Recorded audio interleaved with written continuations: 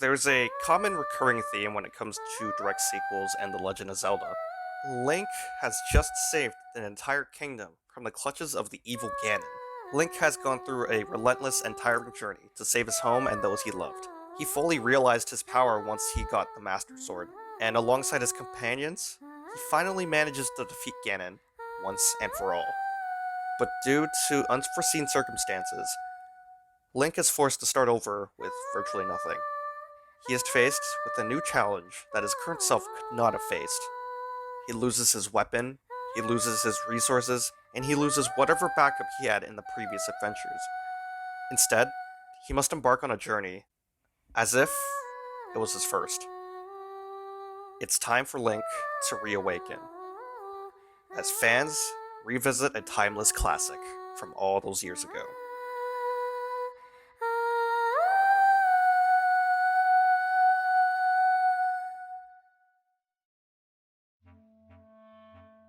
Link's Awakening was originally released in 1993 for the Game Boy, serving as an ambiguous sequel to A Link to the Past from the NES.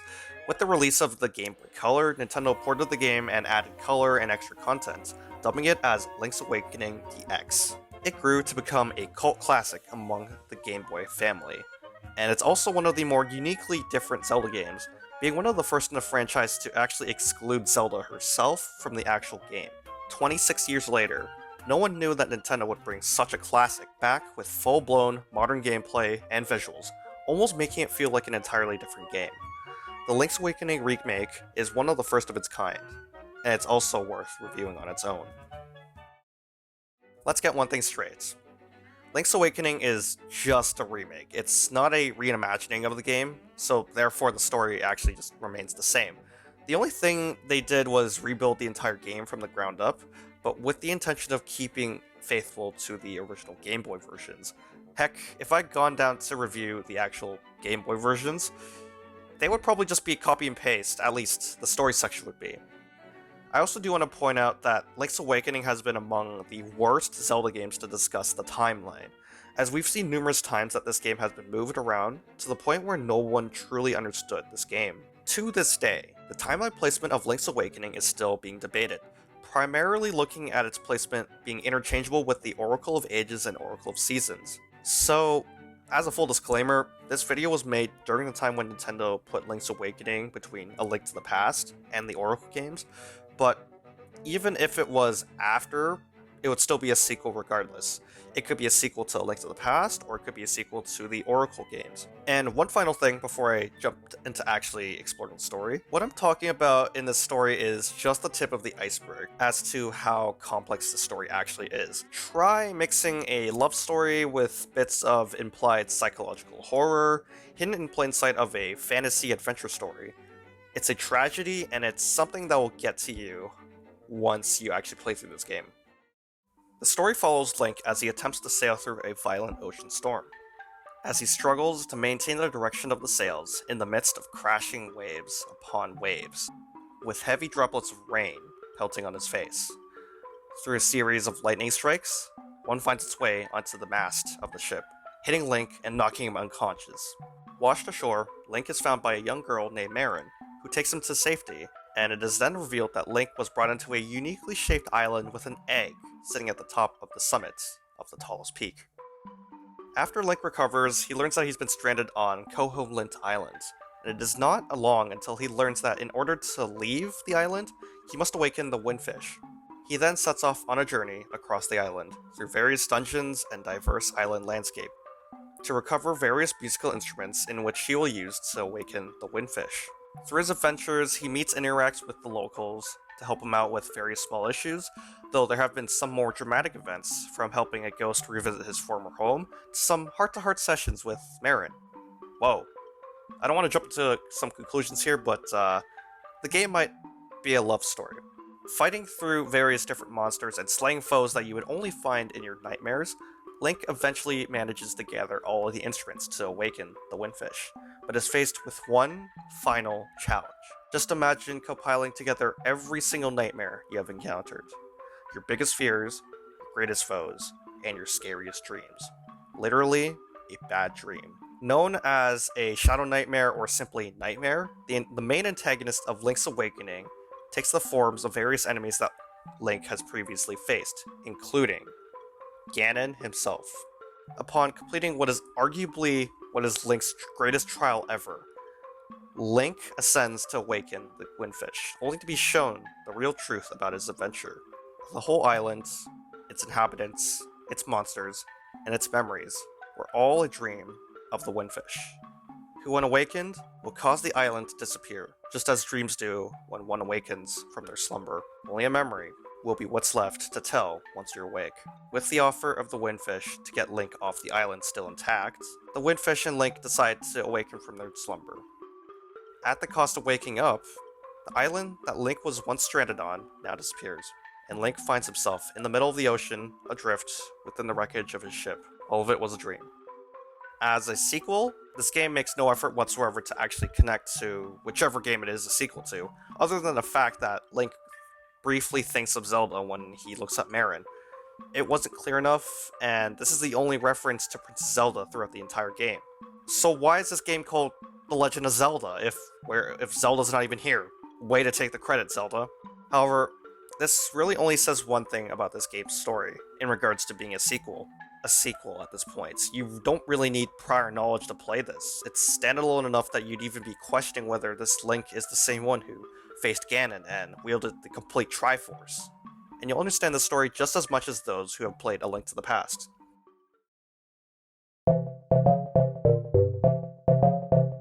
Link's Awakening is played in a asymmetric top-down perspective, much like the original Game Boy version, and most of the gameplay functions in a similar manner, with modern updated graphics, physics, animations, controls, you name it. Link can move in 8 directions, and he can attack as much as he wants to. There were changes here and there that prevented any major glitches from the original game, but overall it feels the same, it's just more defined because of the modern animation style. You travel through an overworld filled with monsters and settlements, making use of items to assist you while fighting and solving puzzles, and you go through a number of dungeons to progress further into the game. There are various side quests you can complete to add more to your inventory, and many different landscapes you can travel through across the island. It's a textbook Zelda game, minus Zelda herself being in the game. As mentioned earlier, the game is a remake and it does have updated controls. It is a massive improvement from the original version. Back in the day, Nintendo only had the A and B buttons to work with the Game Boy, obviously limiting them to the same control scheme they had used for the first 2 Zelda games, back on the NES. As a result, pretty much everything you got in this game was treated like an equipable item, so you'd sometimes end up not having a sword or shield equipped because it's just taken up by an item. This definitely caused a lot of issues, as certain items were required to complete even the most basic tasks in this game. Imagine trying to lift a simple pot, and it required an item that you had to equip in place of your sword. This ended up being very tedious in the long run, and the game unfortunately didn't age so well without that remake. You have to constantly pause and equip and unequip and change with your sword, change with the item, whatever. It was really tedious. With the remake, however, that was all changed because the Switch has so many more buttons to work with. They reused the same control scheme that they did with Ocarina of Time 3D and later remasters, assigning X and Y buttons to use items while B was consistently the sword and A was the action button. Various items are now repurposed to have a passive effect rather than requiring the player to equip it as an item, and this also allowed the trigger and bumper buttons to be used, most obvious being the shield assigned to the ZL button. Other differences are generally the routine quality of life improvements that every remaster and remake should have. They added hero mode, as per tradition of previous remasters and remakes, in case the game wasn't difficult enough, and just to make Dakota happy, they also added amiibo functionality, with a specially made Link amiibo that Nintendo considered to be the most accurate looking amiibo ever. One new major addition to this game is Dungeon Builder. Basically, it's Zelda's version of Super Mario Maker, allowing you to create custom dungeon layouts with more features being unlocked as you progress further into the game. This adds a plethora of side quests for you to complete, and it was a pretty neat experiment for the franchise, given we really haven't seen anything like this before. Overall, if you're looking for a modernized experience of a classic top-down game, this would be the perfect game to suit your interests. One of the most interesting aspects of Link's Awakening specifically the remake, is the art direction that they chose to go with it. It's common for remakes to change a game's art style, whether it's to cater towards the original and intended version that the game developers wanted to go for, or stay consistent with other modern titles in the series. However, with a game like Link's Awakening, there's really not much to go off for reference. The closest you could get is maybe an HD version of the style used for A Link Between Worlds, but ultimately there aren't any Zelda games that would be appropriate to match the vibe for Link's Awakening. The intention of the art style was to simulate a dream, and by doing so, Nintendo opted to go for a plasticine toy look with a tilt-shift camera effect. This kept faithful to the 8-bit look that the original game had, but it also gave us something new to the franchise that we've never seen before. Not so much as the idea of toys, but the idea that we're looking at basically the imagination of Link. To complement the toy-like appearances is a composition of woodwind instruments being used to primarily play this game's small yet beautiful soundtrack.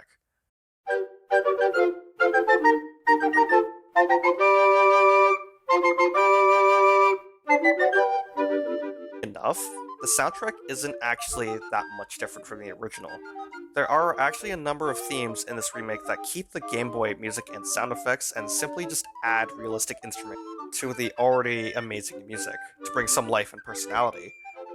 An example I have here is the second dungeon of the game, Bottle Grottle.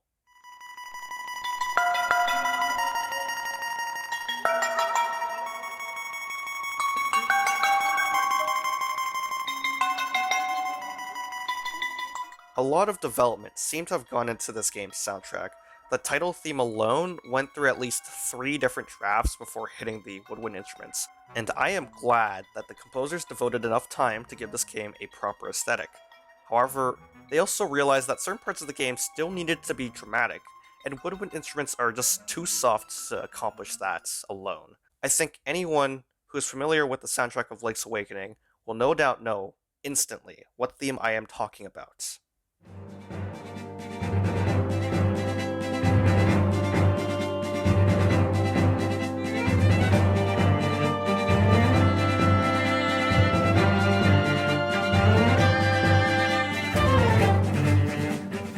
Did I forget to mention one other thing about the art style of this game?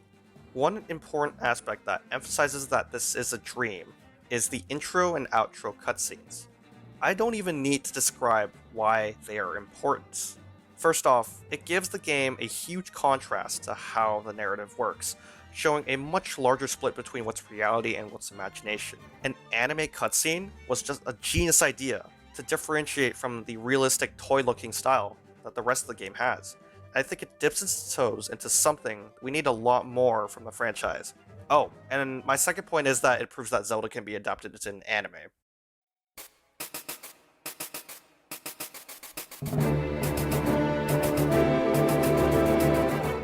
But anime cutscenes only add a level of freshness to a certain degree, and justifying this remake entirely feels subjective, whether you see this game for its story or the game for its price. The Link's Awakening remake costs just as much as Breath of the Wild, but it's a much smaller game, and the story really isn't anything new or different.